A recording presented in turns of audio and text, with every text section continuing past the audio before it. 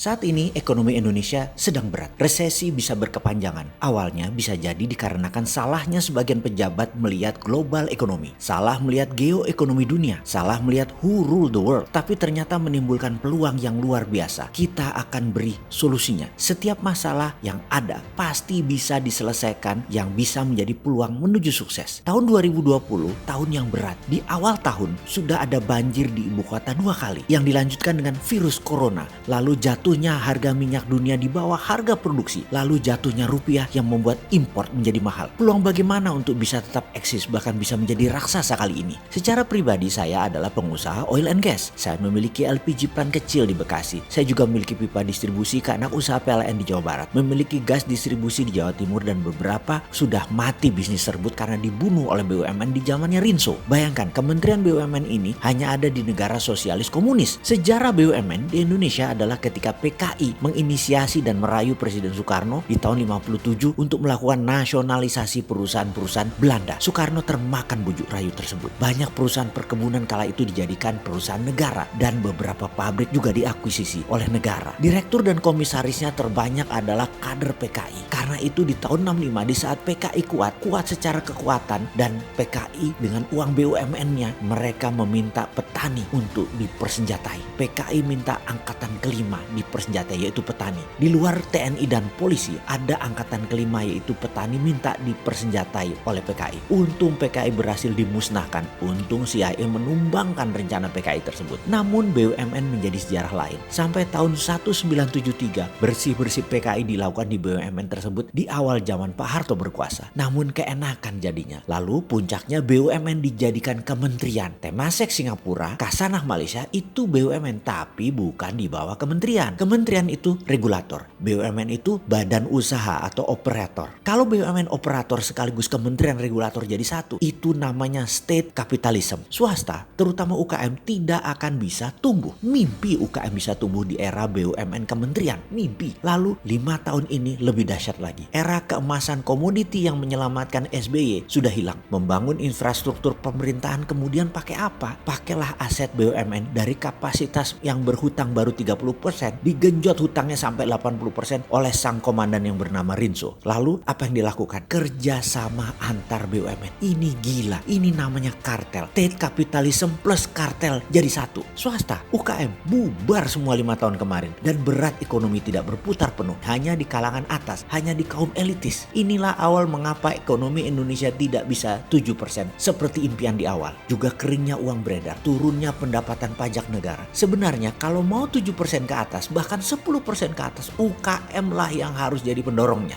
Jadi, singkat cerita, saya ini anti BUMN yang jadi kartel. Karena bisnis saya dibunuh BUMN, membuat saya di tahun 2017 ubah haluan bisnisnya. Saya tahu efek infrastruktur berbasis pinjaman yang dibangun gede-gedean itu akan membuat cash kering dalam kolam perbankan yang bisa disalurkan kepada swasta. Non BUMN hampir tidak ada yang tersiksa. Dan benar aja, dunia properti tidak tumbuh dengan baik. Retail besar bertumbangan, gesernya kecil-kecil. Namun yang UKM ternyata banyak, kuat juga importnya saat ini. UKM produsen yang produknya dalam negeri itu sedikit pasti mengandung unsur impor dan ini membuat banyak UKM kali ini di tahun 2020 pada saat rupiah jadi 16.000 ke atas terpukul. Dulu di tahun 1997-98 dan resesi 2008 yang tumbang hanya yang berhutang. Sekarang yang berhutang tumbang, yang unsur import juga tumbang. Karena apa? Karena Cina sumber terbesar bahan bakunya di lockdown sudah 2 bulan. Hingga kapan? Hingga selesai corona. Kapan selesai corona?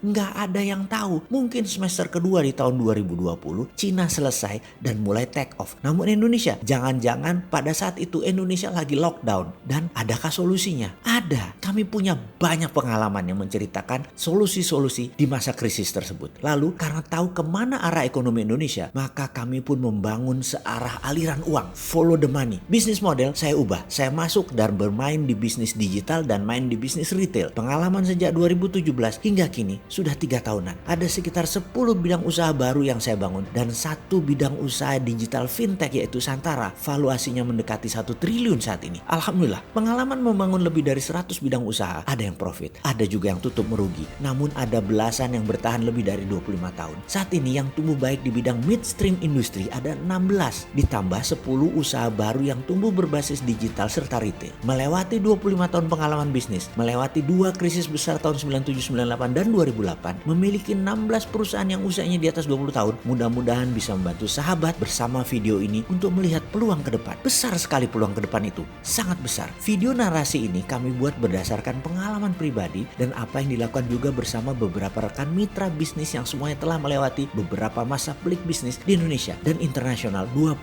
tahun belakangan ini dan apa yang mereka lakukan ke depan. Untuk datanya, maka saya bertanya kepada sahabat saya, bilioner Rizal Rishad, Raja Tambang, Irwan Musri, Raja Retail Barang Mewah, Sandiaga Uno, jawaranya investasi, dan banyak lagi sebagai referensi video ini dibuat. Video ini disusun dari yang paling makro, yaitu masalah geoekonomi dunia, kemudian makro Indonesia sampai mikro perusahaan serta perilaku pasar ke depannya bagaimana. Apa yang harus dilakukan di masa krisis global oleh kita. Saran manajemen, lakukan repositioning market, melakukan desain ulang, bangun usaha friendly to digital dan friendly to generasi milenial dan generasi Z. Solusi dan contoh pengalaman pribadi di dalam membangun bisnis di masa pelik dan menyelesaikan masalah bisnis hingga meningkatkan penjualan 500 kali lipat dengan bisnis digital. Rumus 123 adalah rumus dasar yang semua sahabat harus tahu caranya. Kalau tidak bisa 123, pasti bisnis Anda tidak akan ada yang mau membiayai. Bagaimana mencari pembiayaan di masa krisis? Itulah tantangan-tantangan yang akan diajarkan solusinya. Selamat menyaksikan video ini, semoga bermanfaat.